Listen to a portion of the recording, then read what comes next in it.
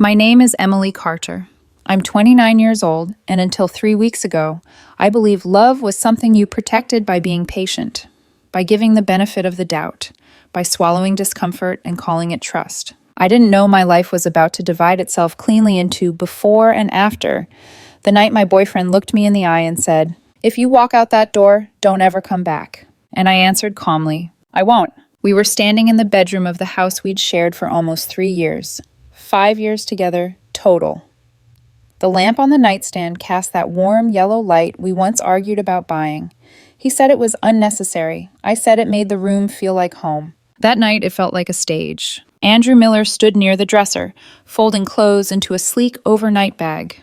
Precise, detached, like he was packing for something rehearsed. "Another trip?" I asked casually, sitting on the edge of the bed. He didn't look up. "Yeah, big presentation tomorrow." With her, I thought, but didn't say. "Melissa and I need to prep tonight," he added, a beat too late. Hotel makes more sense than commuting. Melissa, his ex-girlfriend, now his colleague. I watched his hands pause, just for half a second, before continuing. "You've been gone a lot lately," I said. He sighed, already irritated. "It's work, Emily, you know that." I nodded slowly. "Right, work." He used to talk to me. About everything. Now his phone lived face down. His calls happened in other rooms. Laughter that never reached his eyes anymore. I wasn't stupid. I was just avoiding confirmation. "Andrew," I said quietly, standing, "are you cheating on me?" He froze, then laughed, sharp, offended. "Are you serious?" "Yes," I said, "I am." His face flushed. "This is insane. I'm exhausted from working nonstop, and this is what you give me?" "Then show me your phone." Silence. He tightened his grip around it. "No, that's a violation of my privacy." "We live together," I said. "We planned a future." "And now you're interrogating me?" Something inside me clicked. Not anger, clarity. "Then I'm done," I said. He laughed again. "You're leaving because I won't hand over my phone?" "I'm leaving because I don't recognize the man standing in front of me." I walked toward the closet. He followed, voice rising. "Where are you even going?" "My sister's." He crossed his arms, eyes daring me. "Fine, leave. But if you walk out that door..." I stopped. He finished it slowly, smugly. "Don't ever come back." I turned, looked at him, really looked. Then said evenly, "I won't." And I left. I drove to my older sister's apartment like I was on autopilot. The city lights blurred past the windshield. My hands were steady on the wheel, but my chest felt hollow, like something vital had been removed and my body hadn't caught up yet. It wasn't that I didn't feel anything. It was worse. I felt everything, and none of it had a place to land. When I pulled into Rachel Carter's parking lot, it was nearly 9 p.m. Rachel lived 20 minutes away in a clean, practical apartment complex with security lights that made everything look overly exposed. I liked that about it tonight. No shadows to hide in. Rachel opened the door before I even knocked, like she'd been watching the peephole. The moment she saw my face, her expression changed. "Emily," she said softly, "what happened?" I stepped inside, and the warmth of her apartment hit me. Candle scent, clean laundry, the quiet hum of a dishwasher, normal life. And I realized I didn't have that anymore. "I left," I said. Rachel blinked once.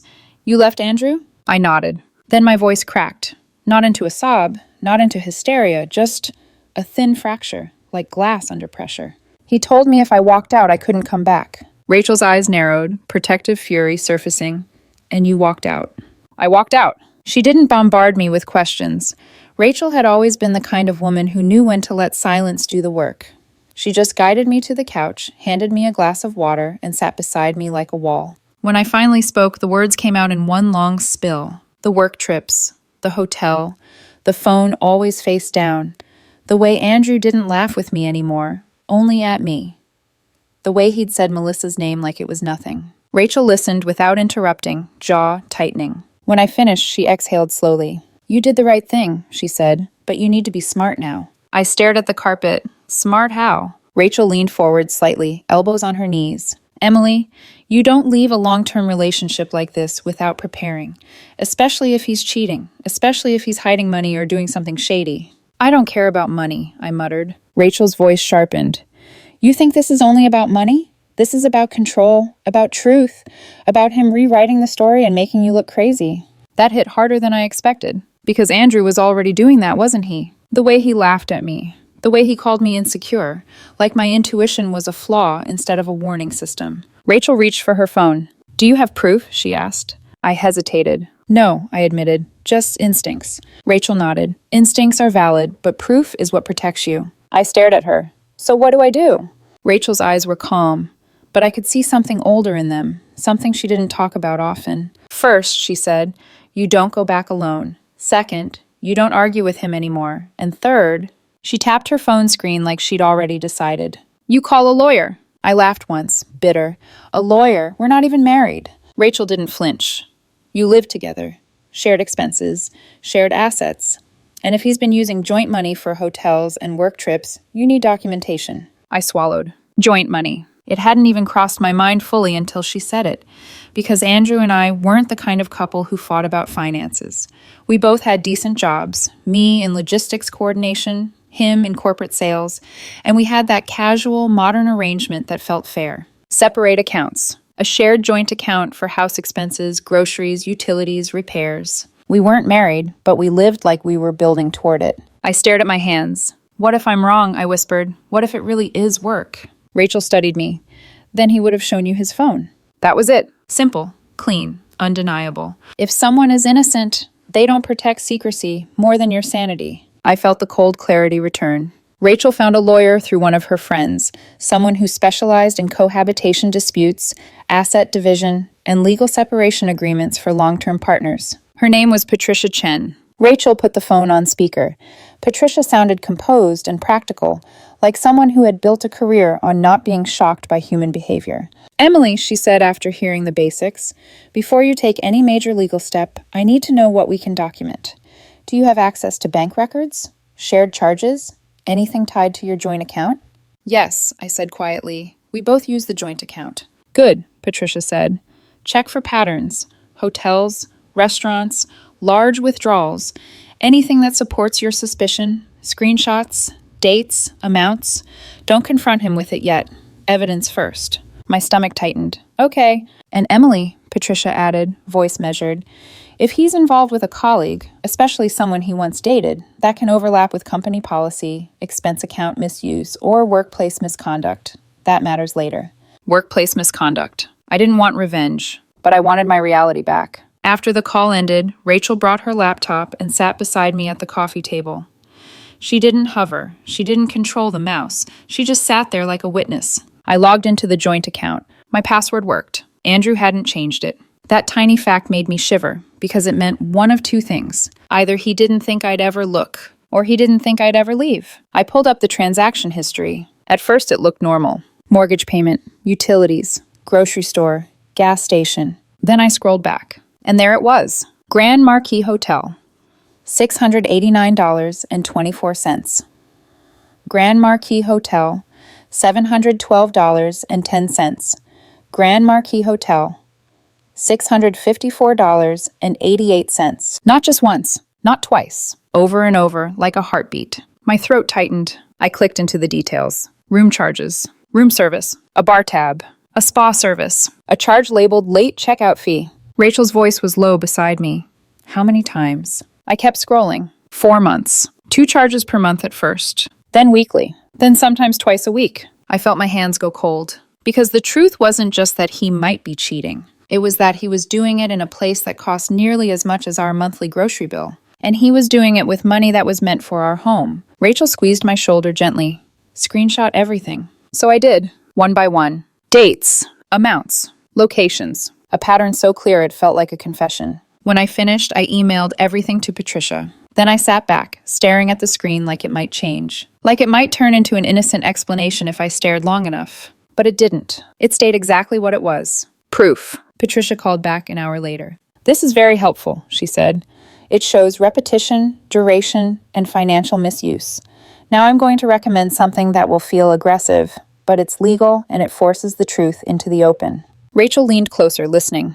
What? I asked. Patricia didn't hesitate. We serve him legal separation papers at the hotel. I blinked. At the hotel? Yes, she said. Tonight, if he's there.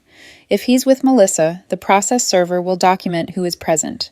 It creates a record, and it delivers a clear message. You are not playing games. My heart pounded once, heavy and slow. Rachel's eyes met mine. This wasn't a dramatic confrontation. This was a controlled collapse. Patricia continued.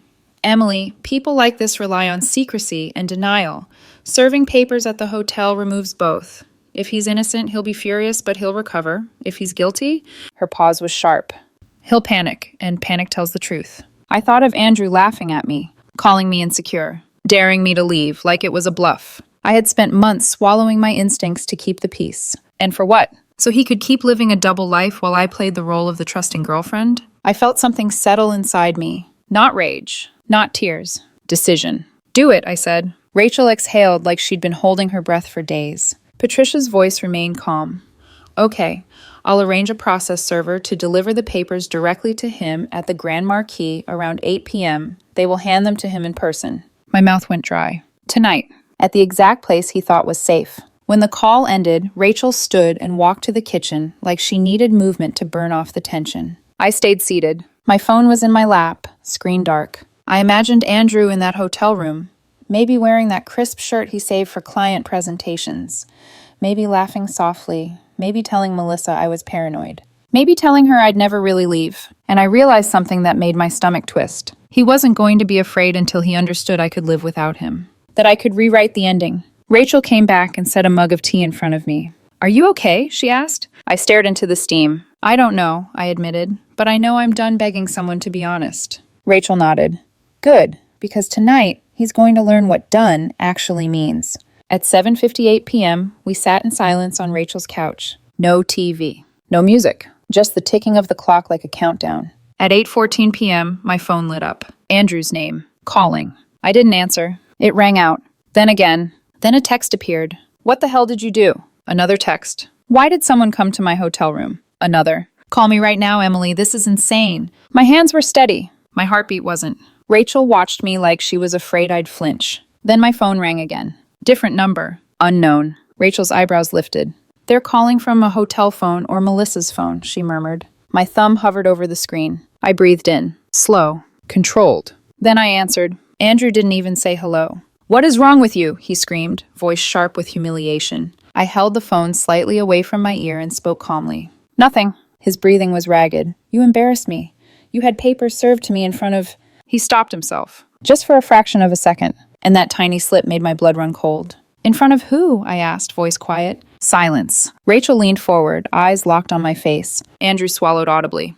Melissa, he snapped, trying to regain control. She was in the room because we were prepping for tomorrow. I felt a slow, eerie calm spread through me. Oh, so she was there. Not a rumor. Not an instinct. A fact. I looked at Rachel. She didn't smile. She didn't gloat. She just nodded once, like, there it is. I returned to the phone. Interesting, I said softly, because when I asked you to show me your phone, you told me I was violating your privacy. Andrew's voice turned desperate. Emily, this is not what it looks like. Stop, I said. Just stop. My own voice shocked me. It wasn't shaking. It wasn't emotional. It was final. I have the bank records, I continued. Grand Marquis, repeated charges, room service, bar tabs, spa services. You didn't even try to hide the pattern. His breath hitched. You went through our account, he hissed. Our account, I corrected. The one we used for our life, the one you used to fund yours. He started talking fast now, words tumbling. I can explain. Melissa and I, she's helping with the account. There's pressure. You can explain it to your lawyer, I said. From now on, do not contact me directly. Emily, I'm done listening to lies, I said, every word clean. The papers are filed. Any communication goes through Patricia Chen. You can't do this, he shouted. We've been together 5 years. I almost laughed. 5 years. And he still thought time owed him access to me. I lowered my voice. You should have remembered that before you dared me to leave. Then I hung up, blocked the number, blocked his original number. Then every platform, every app, every thread, like sealing a door that should have been locked months ago. Rachel sat beside me, silent. The apartment felt unusually still, like the air itself was waiting. Finally, she asked softly, How do you feel? I stared at my phone screen, now blank. And the truth came out, simple and terrifying. Relieved, because for the first time in months, I wasn't doubting my own mind. And somewhere across the city, in a luxury hotel room that smelled like expensive soap and bad decisions, Andrew Miller was finally realizing something I'd already known the moment I walked out that door. This wasn't a fight. This was an ending. The silence after I blocked Andrew felt unreal. No buzzing phone, no incoming rage disguised as concern, no apologies dressed up as explanations. Just quiet. It was nearly midnight when Rachel finally spoke. "You're not going back," she said, not as a question. "No," I answered immediately. "I'm not." She nodded, like she had expected nothing else. That night, I slept on her couch, wrapped in a blanket that smelled like fabric softener and familiarity. I slept deeper than I had in months. Not because I wasn't hurting, but because my body finally understood I was safe from being gaslit awake at 2 a.m. by a man pretending innocence. The next morning, my phone was full. Missed calls, blocked numbers, emails. I didn't open them. I forwarded everything directly to Patricia Chen, just like she told me to. Rachel made coffee while I sat at the table, staring out the window like my life was happening to someone else. "You know what he's doing now," Rachel said quietly. "He's scrambling to control the narrative." I nodded. Andrew had always cared about appearances, about being the good guy, the reasonable one, the one who never raised his voice unless pushed. By noon, Patricia called. "Emily," she said, "he's retained a lawyer." Of course he had. "What happens now?" I asked. "We move forward," Patricia replied. "Asset division, separation agreement, and documentation of financial misuse." I hesitated. "I don't want to destroy him." Patricia's voice was firm, but not unkind. "You're not destroying him. You're responding to his choices." That distinction mattered more than I expected. The next few days blurred together. Andrew showed up at Rachel's apartment twice. The first time I didn't answer. The second time Rachel did. She didn't yell. She didn't threaten. She stood in the doorway and said calmly, "She doesn't want to see you. Leave." Rachel told me later that he looked small. Not angry. Not charming. Scared. That was the part that stayed with me. Not guilt. Fear. Because fear meant the truth was finally cornering him. Through Patricia, I learned that Andrew was pushing for a mutual misunderstanding narrative. No affair, just stress. Just long work hours. Just a woman who overreacted. Patricia shut that down immediately. Then, a week after the hotel incident, she called me with a different tone in her voice. "Emily," she said, "there's something you need to know." I straightened in my chair. "Andrew's employer is investigating him." My heart skipped.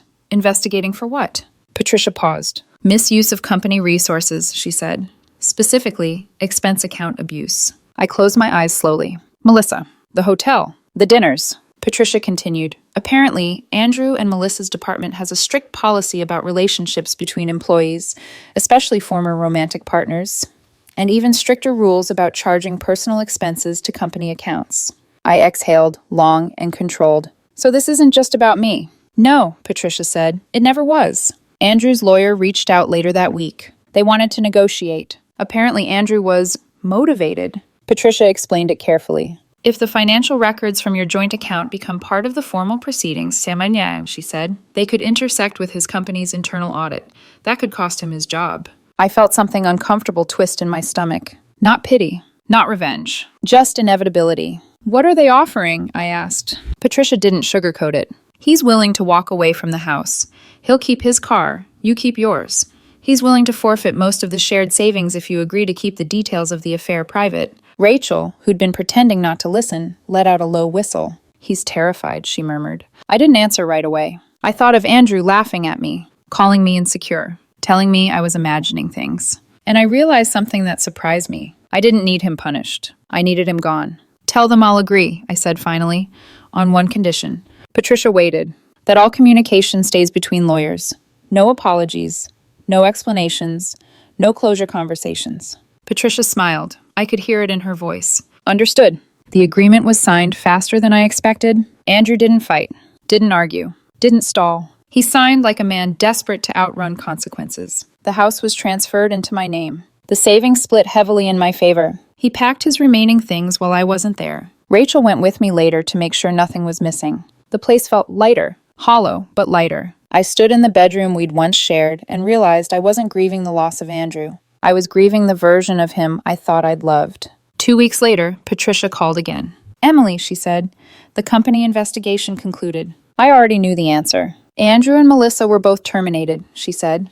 "Expense account misuse, policy violations." I closed my eyes. There was no satisfaction, just quiet closure. Melissa reportedly moved out of state shortly after. Andrew, from what mutual acquaintances said, was laying low. I didn't ask for details. I didn't need them. The separation agreement became official 6 weeks after the night I left. No courtroom drama. No emotional speeches. Just signatures and silence. When it was done, Patricia said something that stayed with me. "Most people wait until they're completely broken to leave," she said. You left when you were still intact. That felt like a compliment I hadn't earned, but I held on to it anyway. It's strange how quiet life becomes after chaos leaves. Not empty, just quieter. 2 months after everything was finalized, I stood alone in the house that used to belong to us and felt something unfamiliar settle into my chest. Peace. Not happiness, not relief in the dramatic sense, just the absence of tension. The house didn't feel haunted the way I'd feared. It felt neutral, like a space waiting to be told who lived here now. I painted over the walls Andrew had chosen, donated furniture that still carried the shape of arguments, rearranged rooms so memory didn't get to dictate where I stood or sat. Each change was small, but together they added up to something powerful. Ownership. Not just of the house, but of myself. People asked questions. They always do. Mutual friends tiptoed around the truth. Some tried to stay neutral. Others quietly admitted they'd suspected something was off for a long time but didn't know how to say it. My parents worried at first. My mother asked gently, "Are you sure you didn't leave too fast?" I showed her the bank statements. She went quiet. Then she hugged me and said, "I'm proud of you for not begging someone to treat you right." I started therapy, not because I was falling apart, but because I didn't want to carry invisible damage into the future. My therapist said something during our third session that stopped me cold. "You didn't leave suddenly," she said. "You left after months of emotional preparation. The breakup just made it visible." That explains so much. Why I didn't cry the way people expected. Why I didn't miss Andrew the way I thought I should. Why the silence felt like rest, not loss. I had already grieved while I was still inside the relationship. By the time I walked out, I was done pretending. I heard through the grapevine that Andrew struggled. Not romantically, professionally. Losing his job hit harder than losing me. The industry is small. Reputation matters. People talk. Melissa disappeared from the story entirely, like a character written out mid-season. New city, new job, new narrative. I didn't care enough to follow it. Some people asked if I felt guilty about the investigation, about the fallout, about his career imploding. The answer surprised even me. No, Andrew didn't lose his job because I left. He lost it because he treated shared resources like they were consequences-free. He lost it because he chose secrecy over honesty, entitlement over respect. I didn't expose him. I stopped protecting him. There's a difference. I started dating again eventually. Nothing serious. Coffee dates, conversations, learning how to listen to my instincts without apologizing for them. I didn't trauma dump. I didn't carry bitterness. I just noticed things sooner. If someone dismissed my concerns, I didn't argue. I walked. If something felt off, I didn't rationalize it. I trusted it. People asked me if I regretted having the legal papers served at the hotel, if it was too cold, too harsh, too final. My answer was always the same. No, because Andrew taught me something important that night. When someone dares you to leave, they're betting you won't. They're betting on your fear, your hope, your patience. Walking away isn't cruel. Staying silent while someone lies to your face is.